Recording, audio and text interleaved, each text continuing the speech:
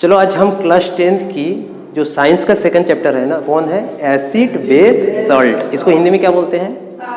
अम्ल क्षार लवण। ठीक, इससे पहले हमने अम्ल किसे कहते हैं, क्षार किसे कहते हैं, लवण किसे कहते हैं बता चुके हैं। आज हम लोग अम्ल का केमिकल प्रॉपर्टीज जानेंगे। कौन सी प्रॉपर्टीज? Chemical properties. इसको हिंदी में क्या कहते हैं? रासायनिक गुणधर्म। तो आप लोग का पेपर में अक्सर पूछे जाता है 2 मार्क्स की, तो 2 मार्क्स के लिए कम से कम आपको 2 प्रॉपर्टीज तो देना ही पड़ेगा। 3 प्रॉपर्टीज दे दोगे तो कोई गलती नहीं है। तो पहला प्रॉपर्टीज समझते हैं। तो पहला इसका प्रॉपर्टीज क्या होता है? पहले तो एसिड आपको पता होना चाहिए। एसिड को पहचानने की तरीका हमने क्या बताए थे? जिस भी कंपाउंड में, मतलब जिस भी यौगिक में क्या हो, H हो। जैसे कि कौन कौन था, कितने सारे हम लोग जानते थे बताओ? HCl, इसका नाम क्या है? हाइड्रोक्लोरिक अम्ल। H2SO4 सल्फ्यूरिक अम्ल। इसके बाद HNO3 नाइट्रिक अम्ल।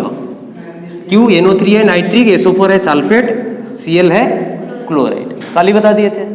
और भी है जैसे कि CH3, COOH, HCOOH। ठीक ना? तो फिलहाल मैं इस अम्लों को ले रहा हूँ। किसको? HCl को, मतलब हाइड्रोक्लोरिक अम्लों को ले रहा हूँ केमिकल प्रॉपर्टीज के लिए। इसको भी ले सकते हैं, इसको भी ले सकते हैं, लेकिन मैं इसी को ले रहा हूँ। ठीक, तो एक अम्ल का रासायनिक प्रॉपर्टीज के लिए हमने पहले तो अम्ल लेना ही पड़ेगा। तो मैंने पहले एक अम्ल ले लिया, कौन? HCl। ठीक, इसके साथ किसका रिएक्शन करवाऊंगा? धातु, मतलब मेटल। तो मेटल में बहुत सारे मेटल होता है। कौन होता है? सोडियम, एल्यूमिनियम, मैग्नीशियम, कैल्शियम, बहुत सारे हैं। तो इस केस में मैं सोडियम धातु ले रहा हूं। किसको ले रहा हूं? सोडियम धातु। समझ में आया? ये कौन है मेरा? धातु। ये धातु ना है, ये धातु है। और ये कौन है? अम्ल है, यही ना है। तो ये अम्ल है, ये धातु है। अब क्या बनेगा? देखो, केमिकल प्रॉपर्टीज में सबसे इंपॉर्टेंट चीज है क्या बनने वाला है, वो सबसे इंपॉर्टेंट है। तो क्या बनेगा उसके लिए ध्यान से देखो, समझो। धातु हर टाइम प्लस में ही होते हैं। धातु क्या होता है? धनायन में होते हैं। और ये जो कंपाउंड कैसे टूटता है? पहला वाला प्लस और ये क्या होता है? माइनस। और मैंने क्या बोल रहा हूँ? धातु हर टाइम क्या करते हैं? प्लस होते हैं। क्यों होते हैं? 9th में पढ़ चुके हैं। थोड़ा सा मैं ये डिस्कस कर दे रहा हूँ, क्योंकि सोडियम का इलेक्ट्रॉन कितना होता है? तो इसका जब इलेक्ट्रॉन विन्यास करोगे, ये EC मतलब इलेक्ट्रॉनिक कॉन्फ़िगरेशन कितना है? 2 8 1। बाहरी कोश में कितनी इलेक्ट्रॉन है? तो कोई भी तत्व क्या करना पसंद करते हैं? अपनी बाहरी कोश में 8 इलेक्ट्रॉन रखना चाहते हैं। कितना? तो इसकी बाहरी कोश में कितनी है? तो इसको 8 होने के लिए कितना चाहिए? 7 चाहिए, या फिर 1 छोड़ दे तब तो 8 ले लेगा। तो 7 लेना आसान नहीं होता, 1 छोड़ना आसान होता है। तो 1 इलेक्ट्रॉन छोड़ेगा तो सोडियम के ऊपर 1 प्लस चार्ज आएगा। कितना छोड़ा था? तो इसलिए 1 प्लस चार्ज आया। तो हर टाइम तब धातु के ऊपर क्या हो रहा है? प्लस चार्ज होता है, ध्यान में रखना। समझ में आया? तो ये क्या है? प्लस है। तो ये प्लस इसका क्या लेगा? माइनस को लेगा। तो प्लस माइनस मिल करके क्या हो जाएगा? NaCl। नहीं समझा? ये प्लस था, ये माइनस था, तो क्या बना? NaCl। और बचा कौन? H plus. तो अकेले H प्लस ऐसे एग्जिस्ट नहीं होते हैं, वो स्थायित्व नहीं था, स्टेबल नहीं होते। तो स्टेबल होने के लिए H2 गैस के रूप में एग्जिस्ट करते हैं। समझ में आया कि नहीं? तो ये मेरा क्या बन गया? लवण। ये कौन है? ये लवण है। और ये कौन है? Hydrogen gas.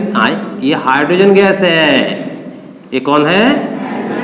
हाइड्रोजन गैस है। समझा कि नहीं? समझे?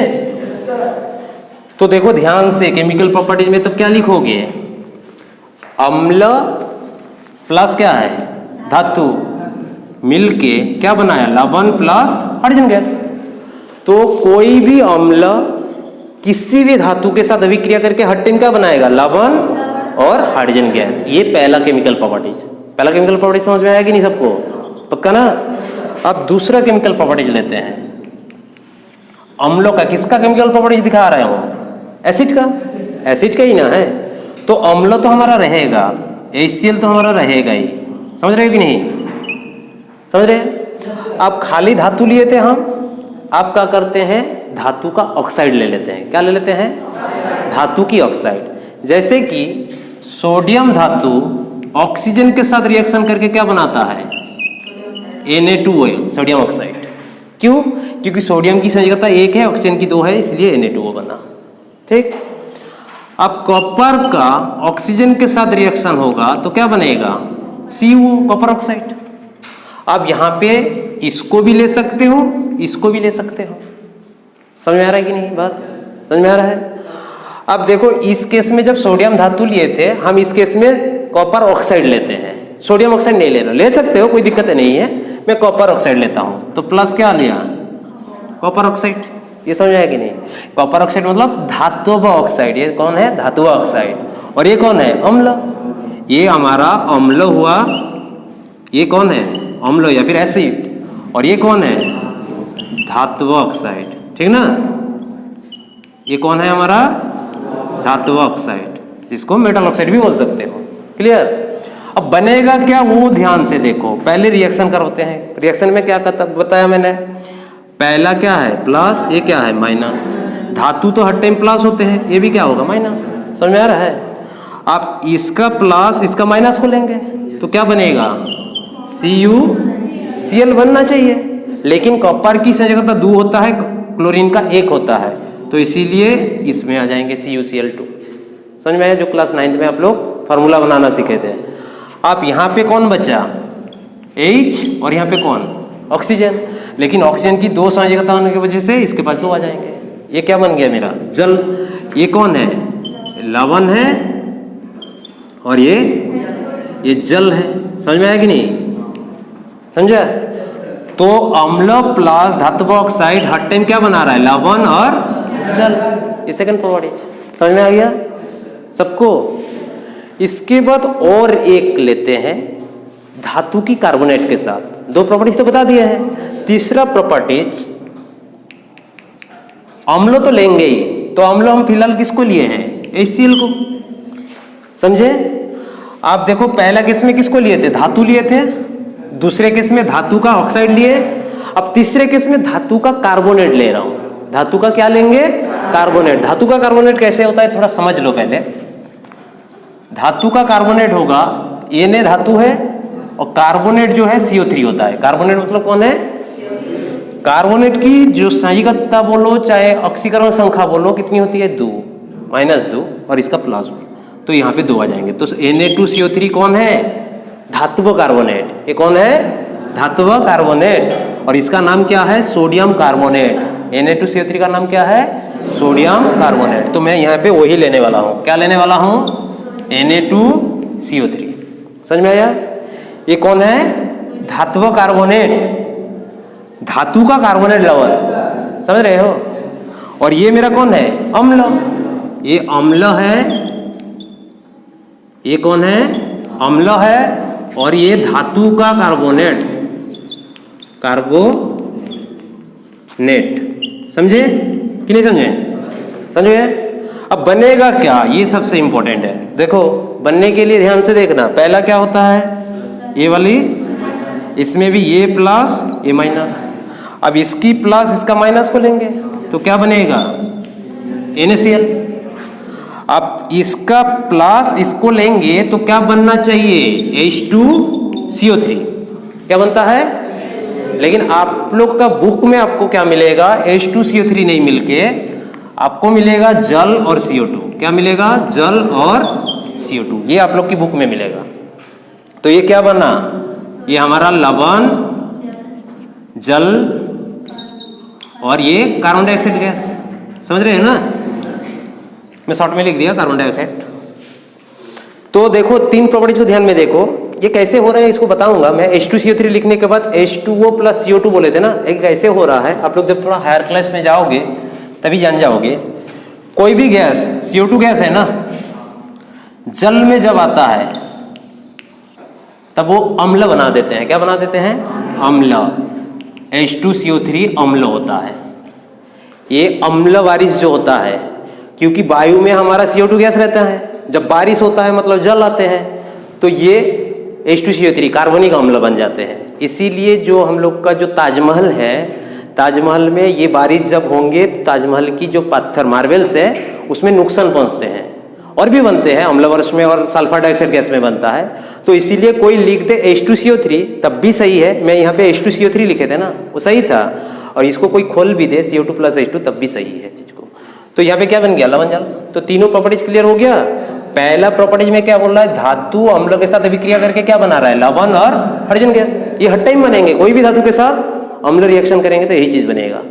दूसरा प्रॉपर्टीज क्या कह रहे हैं, अम्ल धातु के ऑक्साइड के साथ रिएक्शन करके क्या बना रहा है, लवण और जल। तीसरा बोल रहा है अम्ल धातु के कार्बोनेट के साथ जब भी रिएक्शन करेगा वो लवण जल कार्बोनेट बनेगा। ये तीन प्रॉपर्टीज था। कौन सी प्रॉपर्टीज, केमिकल प्रॉपर्टीज। ठीक, अब एक फिजिकल प्रॉपर्टीज थोड़ा यहीं से बता दे रहा हूं मैं। फिजिकल प्रॉपर्टीज क्या होता है एसिड का, कौन सी properties, physical properties. Physical properties, इसको हिंदी में बोलते हैं भौतिक गुण। लिख लो, भौतिक गुण हिंदी में क्या है, भौतिक गुण। ठीक ना, भौतिक गुण। तो देखो ये केमिकल प्रॉपर्टीज मतलब अंदर जा रहे थे, उसके अंदर से देख के बता रहे थे। और फिजिकली मतलब बाहर से, जैसे कि आपको हम बाहर से देख के बता सकते हैं आप लंबे हैं, अब आपका आंख मान लो काला है या फिर बाल सफेद काला, ये सब बाहर से जब देख करके बता पाएंगे वो क्या, कौन सी प्रॉपर्टी होती है, फिजिकल प्रॉपर्टी या फिर भौतिक, बाहर से ही बता पाएंगे। और केमिकल के लिए अंदर इंटरनली बता पाएंगे, समझ रहे हो। तो एसिड को भौतिक गुण में पहचानने की तरीका क्या है, कोई भी एसिड स्वाद लोगे खट्टा लगेगा। एसिड टेस्ट में कैसे होते हैं, एसिड तब टेस्ट में क्या हुआ, एसिड का टेस्ट तब क्या हुआ, स्वाद।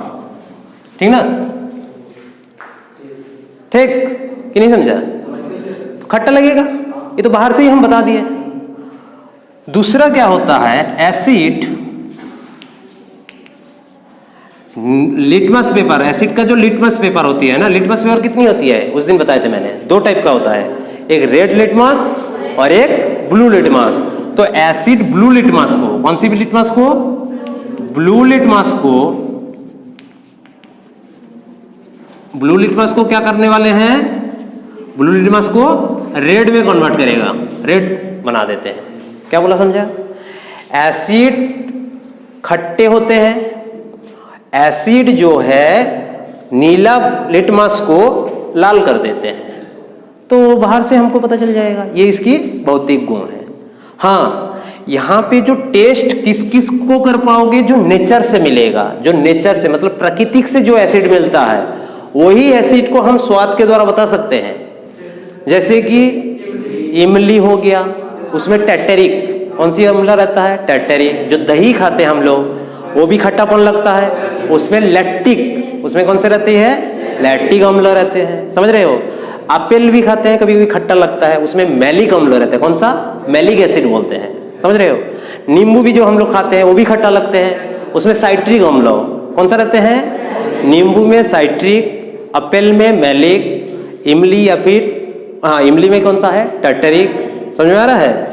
हाँ, एक जो चिट्टी नहीं होता है, अंट लाल वाला रेड कलर की जो अंट होते हैं, उसमें जो डंक लगता है हम लोग को, जलन होता है, उसमें फर्मिक अम्ल होता है, फर्मिक अम्ल कौन सा, HCOOH, ये रहता है इसमें। और उसके बाद जो कीड़ा नहीं होता है पीला पीला कलर का जो डंक लगाते हैं, उसमें भी यही होते हैं, ज्यादा मात्रा में काट देता है तो आदमी मर भी सकते हैं, कौन, ये फर्मिक अम्ल की वजह से, समझ रहे हो।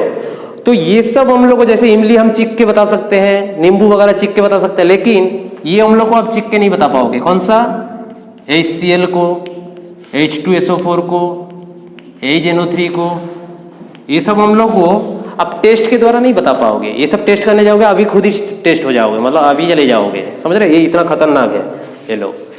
तो भले हम लिखा हो फिजिकल प्रॉपर्टीज में एसिड टेस्ट स्वार होते हैं, ये लोग को गलती से भी जीभ में लेकर के मत चेक करना, ये चेक करोगे तो ऊपर चले जाओगे, समझ रहे हो। हाँ, खाली इमली को चेक कर लेना, उसके बाद हाँ ये जितने भी खट्टा है वो लोग को चेक कर लेना, हाँ वो लोग को चेक करना बता रहा हूँ ना, लेकिन गलती से भी ये लोग को चेक मत करना।